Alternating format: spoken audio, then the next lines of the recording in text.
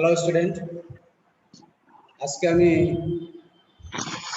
বাংলা দ্বিতীয় পত্র নিয়ে আলোচনা করব। ষষ্ঠ শ্রেণীর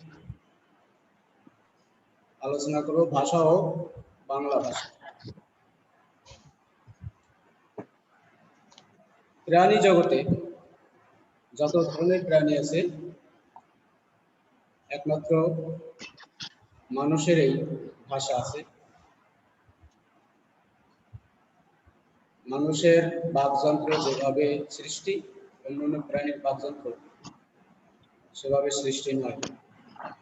এ কারণে মানুষের মতো ওরা কথা বলতে পারে না, যার জন্য অন্যান্য প্রাণীর ভাষা নেই। ভাষার সাহায্যে আমরা কথা বলি। ভাষার মাধ্যমে আমরা প্রকাশ করি আমাদের অনুভূতি, দুঃখ, বেদনা, আনন্দ।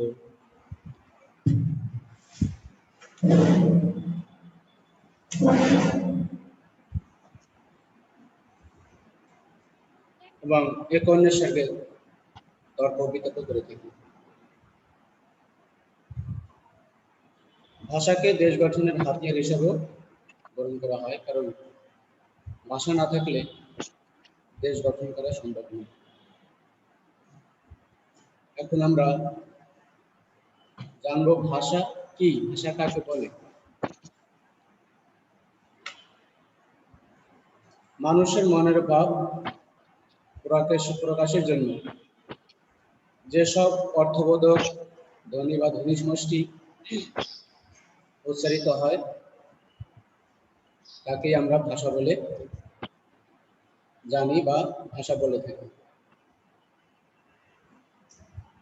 অর্থাৎ আমাদের বাকযন্ত্রের সাহায্যে অর্থপূর্ণ ধ্বনি বা ধ্বনি সমষ্টি উচ্চারণকেই ভাষা বলে। ভাষা দু ধরনের হয়ে থাকে, একটা মৌখিক ভাষা আর অন্যটি লিখিত ভাষা।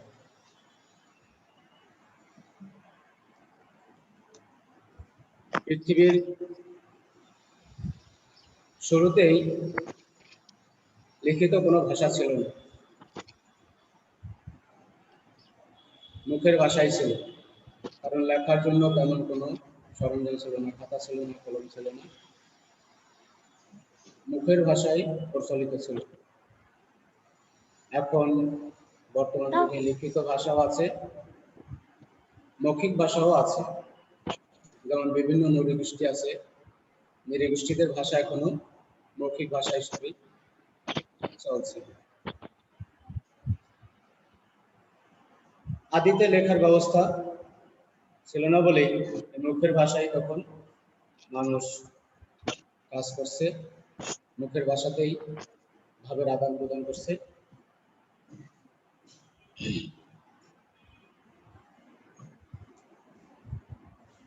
যেসব ভাষার লেখার কোনো ব্যবস্থা নেই, সেগুলোই হলো মৌখিক ভাষা। আর অন্যটি হচ্ছে লিখিত রূপ, লিখিত ভাষা। মুখের ভাষার সীমাবদ্ধতা আছে। সীমাবদ্ধতা এরকম, যে ব্যক্তি তা ব্যবহার করে তার জীবন শেষ হলেও ভাষার সঙ্গে তার পরিচিত হয় না, তার জ্ঞান, অভিজ্ঞতা, উপলব্ধির সঙ্গে অন্য মানুষের পরিচিত হওয়ার কোনো সুযোগ থাকে না। মৌখিক ভাষা এরকম একটা অঞ্চল ভিত্তিক হয়ে থাকে, এক একটা অঞ্চলে এক এক রকম ভাষা থাকে, সেগুলো মূলত মৌখিক ভাষা। সেগুলো লেখ্য বা লিখিত রূপে প্রকাশ হয় না। বিশ্বের ভাষাগুলো লেখার নানা ব্যবস্থা রয়েছে। আপাতত ভাষার সঙ্গে লেখন ব্যবস্থা বহু এবং একটির সঙ্গে আরেকটির কোনো মিল নেই, কিন্তু সে ধারণা বাস্তব নয়। ভাষার লিখিত রূপ আবার ভাগ করা হয়েছে, তিনটি ভাগে ভাগ করা হয়েছে: বর্ণভিত্তিক, অক্ষরভিত্তিক এবং ভাবাত্মক। বর্ণভিত্তিক, বিশ্বের অনেক ভাষাই আছে যা বর্ণ নির্ভর। বর্ণভিত্তিক সে ভাষাগুলো ব্যবহৃত হয়, যেমন আমাদের বাংলা ভাষাও বর্ণভিত্তিক। আমরা এক একটা বর্ণ ব্যবহার করে এক একটা শব্দ তৈরি করি, বাক্য তৈরি করি। দ্বিতীয় আছে অক্ষর ভিত্তিক। অক্ষর বলতে বোঝায় কথার টুকরো অংশ, কথার টুকরো অংশ যেটাকে আমরা শব্দ বলি। সরাসরি এগুলো ব্যবহার করে ভাষা উচ্চারণ করা হয় অক্ষর ভিত্তিক ভাষা। অক্ষর ভিত্তিক ভাষা এগুলো ব্যবহার করা হয় জাপানিতে। জাপানের ভাষা অক্ষর ভিত্তিক। ভাবাত্মক। বিশ্বের এমন কিছু ভাষা আছে যেগুলো লেখার জন্য কোনো বর্ণ কিংবা অক্ষর কোনো কিছুই থাকে না, যেগুলো অঙ্গভঙ্গি কিংবা ছবির মাধ্যমে প্রকাশ করা হয়। এই ভাষাগুলোই হচ্ছে ভাবাত্মক ভাষা। এই ভাষা রয়েছে চীনে, কোরিয়া প্রভৃতি দেশে। আরো কোনো প্রশ্ন থাকলে হাত তুলবা।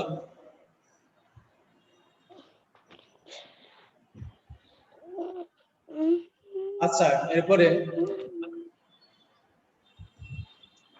একটি ভাষা হতে হলে, পূর্ণবর্তী ভাষা হতে হলে তার কিছু উপাদান দরকার বা থাকা প্রয়োজন। ভাষার উপাদান হলো,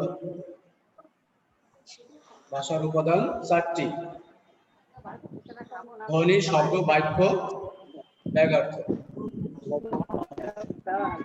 ধ্বনি, শব্দ, বাক্য ও ব্যাঘার্থ। এবার আমরা ধ্বনি নিয়ে আলোচনা করব। বাতাস আঘাতের ফলে ধ্বনির সৃষ্টি হয়। আমাদের একটা কথা আগেই বলি, আওয়াজ আর ধ্বনি এক বিষয় নয়।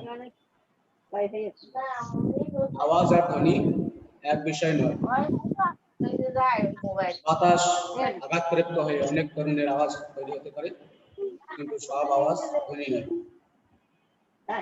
ধ্বনি হতে হলে তার অবশ্যই অর্থ থাকতে হবে, অর্থ না হলে তা ধ্বনি হবে না।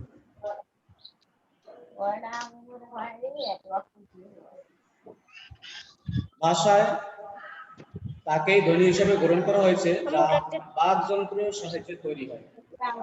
আমাদের যে বাকযন্ত্র আছে, সেই বাকযন্ত্রের সাহায্যে তা তৈরি হবে, সেটাকে আমরা ধ্বনি হিসেবে গ্রহণ করি।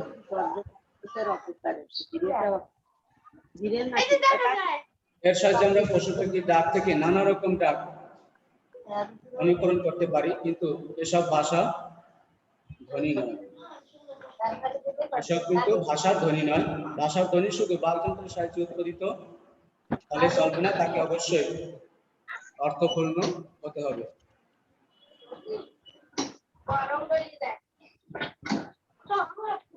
পশু পাখির যে ডাক বা এ জাতীয় কোন ডাককে আমরা ধ্বনি বলতে পারি না, এগুলোকে আমরা আওয়াজ বলতে পারি। আওয়াজ।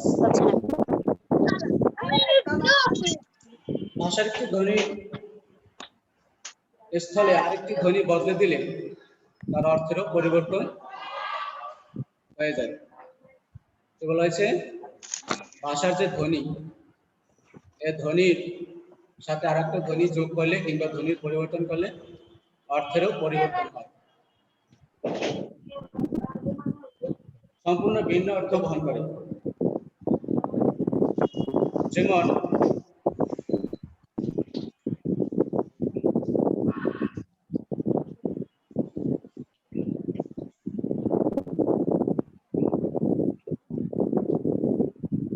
যেমন কাল, এখানে যদি একটি ধ্বনি পরিবর্তন করি তাহলে অর্থেরও পরিবর্তন হয়ে যাবে।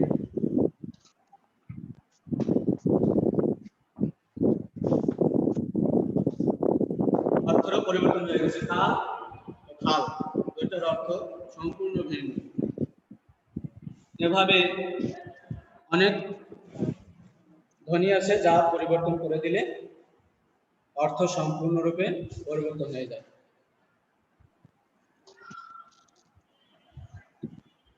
এভাবে আমরা ক খ গ ঘ কিংবা ম স ইত্যাদি ধ্বনি পরিবর্তন করলে অর্থ পরিবর্তন হবে। ধ্বনির উপলব্ধি ভাষাভাষীদের মধ্যে রয়েছে এবং স্বাক্ষর নিরক্ষর সব মানুষই জানে, বোঝে এবং ব্যবহার করে থাকে। এবার কারো কোনো প্রশ্ন থাকলে বলতে পারো।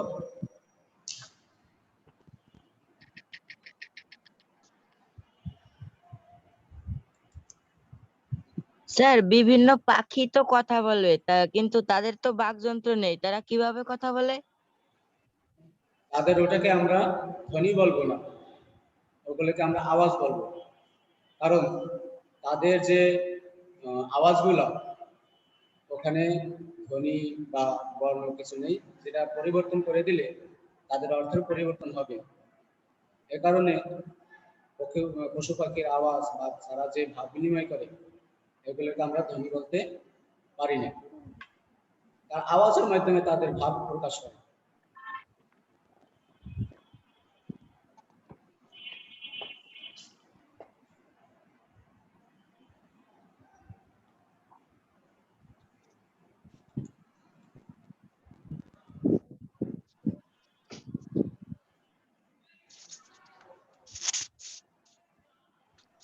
আর প্রশ্ন আছে কারো?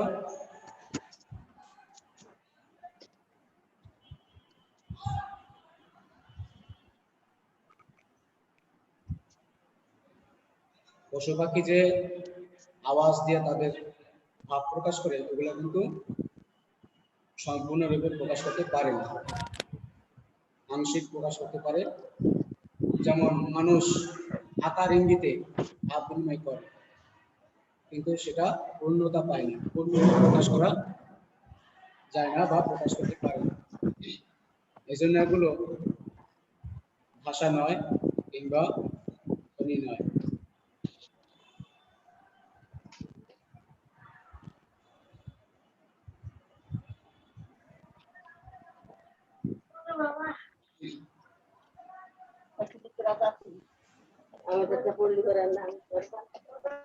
আচ্ছা, প্রশ্ন না থাকলে আমরা পরবর্তী অপশনে চলে যাব।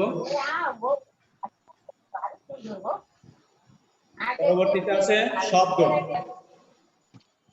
এক বা একাধিক ধ্বনি মিলেই শব্দ তৈরি হয়। এক বা একাধিক ধ্বনি মিলে শব্দ তৈরি হয়।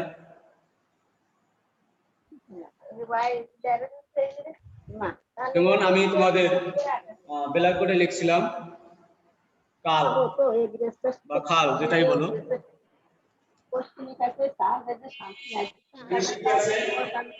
এখানে আছে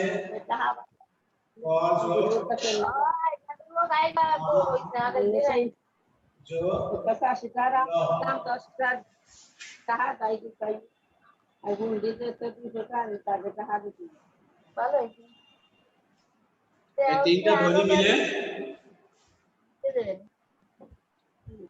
মিলে কিন্তু একটা শব্দ তৈরি হয়েছে।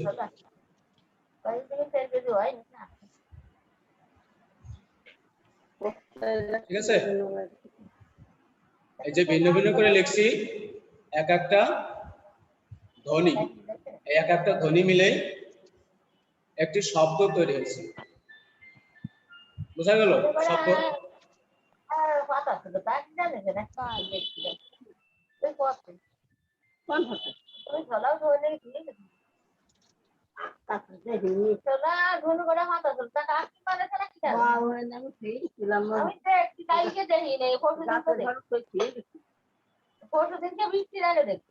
আমার যে চাল আমার ঘরে সেখানে নিয়ে গেছে।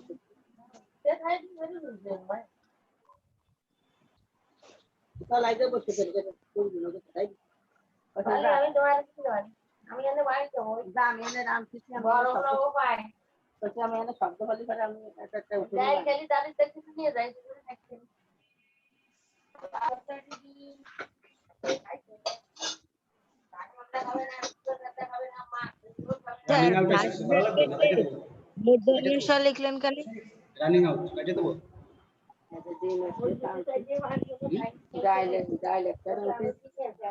আচ্ছা দেখো, বোর্ডে লিখছি মানুষ, মানুষকে আমি ভেঙে ভেঙে লিখছি ম যোগ আ যোগ ন যোগ উ যোগ তালি বসা, ব্র্যাকেটে আছে মূর্ধন্য ষ। আচ্ছা ওখানে সরাসরি মূর্ধন্য ষ বসে নাই, কারণ মূর্ধন্য ষ একটি বর্ণ, ঠিক আছে, ওটি কিন্তু ধ্বনি নয়। এই কারণে ওখানে তালি বসা ব্র্যাকেট মূর্ধন্য ষ।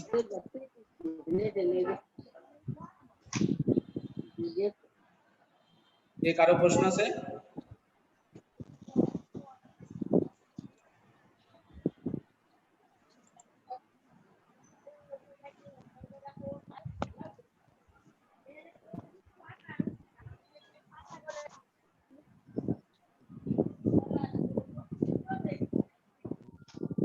আমি করে উঠেছিলাম আর পরে উঠবো ফোনটা আসলো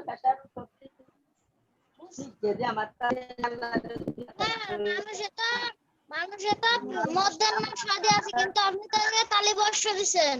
হ্যাঁ তালি বসা দিছি, কারণ ওখানে বর্ণ লেখা যাবে না, ধ্বনি লিখতে হবে।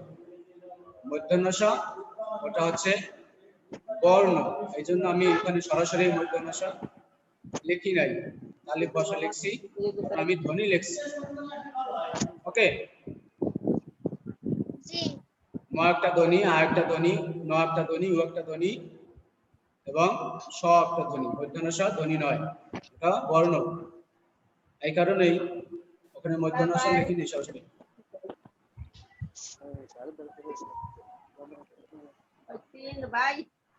তিন ভাই বাড়ি এসে গেছে, আম কড়া ফাড়িয়ে নিয়ে যাবে কি না নিয়ে আর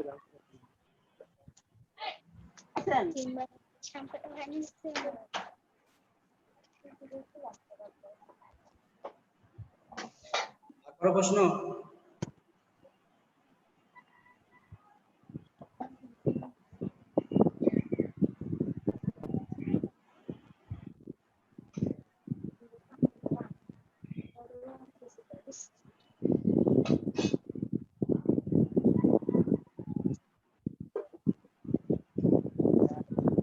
হৃদয় খান, কোনো প্রশ্ন আছে?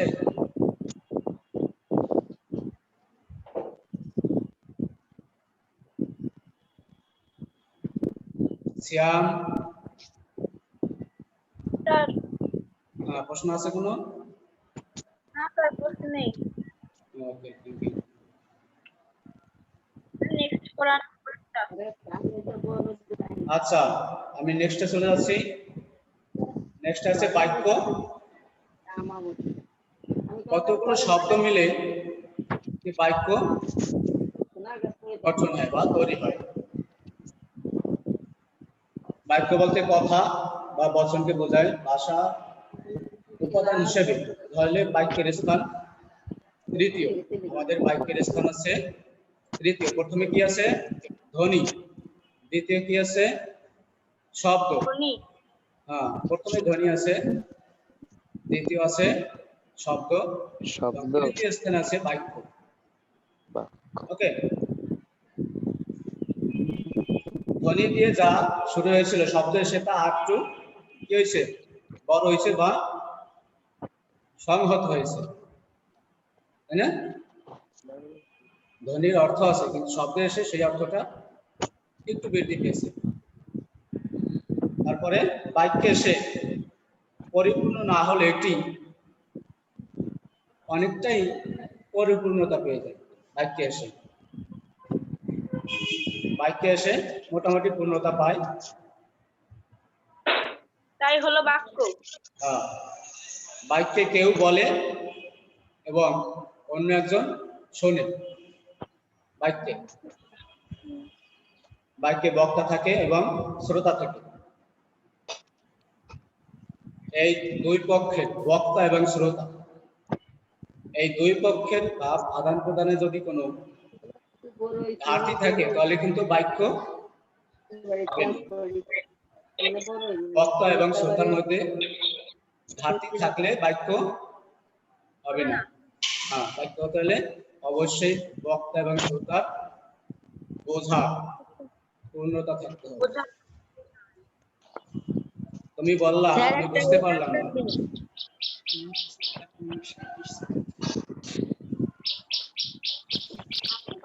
উদাহরণ দিন। হ্যাঁ, প্রশ্ন করে প্রশ্ন থাকলে বলবা। স্যার একটা উদাহরণ দেন। যেমন তুমি ভাত খেয়েছো, উত্তরে তুমি আমাকে একটা কিছু বলবা, তাহলে এটা পূর্ণতা পাবে নাকি? যেমন মানুষ মহৎ গুণেই বড় হয় বা বড় করে। বুঝতে সমস্যা নেই নাকি? বাকি থাকে না? বোঝা গেল? হ্যাঁ, স্যার বাক্য কাকে বলে কোনো প্রশ্ন আছে? বুঝি নাই, সরি।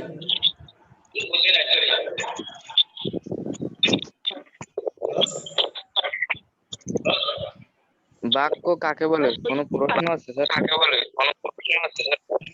অবশ্যই বাক্য কাকে বলে সেটা তো অবশ্যই আছে। কি কোন থেকে সেগুলো বাক্য সেগুলো তো করতেছি। বাক্যে অবশ্যই বক্তা এবং শ্রোতার ভাব বিনিময়ে পূর্ণতা পেতে হবে, তাহলে বাক্য হবে। বক্তা এবং শ্রোতার যদি বোঝার ঘাটতি থাকে সেক্ষেত্রে বাক্য হবে না।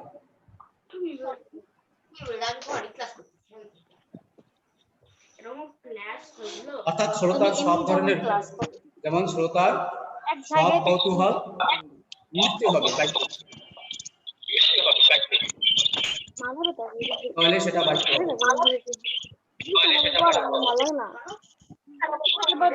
যা উক্তি হিসেবে সম্পূর্ণ এবং যাতে শ্রোতা পরিপূর্ণভাবে তৃপ্ত হয় তাই হলো বাক্য।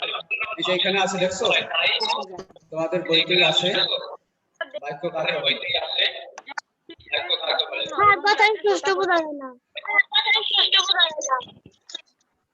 যা উক্তি হিসেবে সম্পূর্ণ এবং যাতে শ্রোতা পরিপূর্ণভাবে তৃপ্তি হয় তাই বাক্য। তাই হলো বাক্য।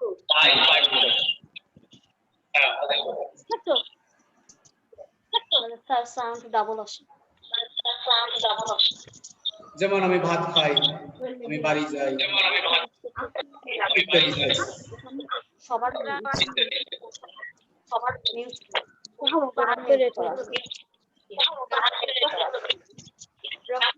শুনে আছো স্যার?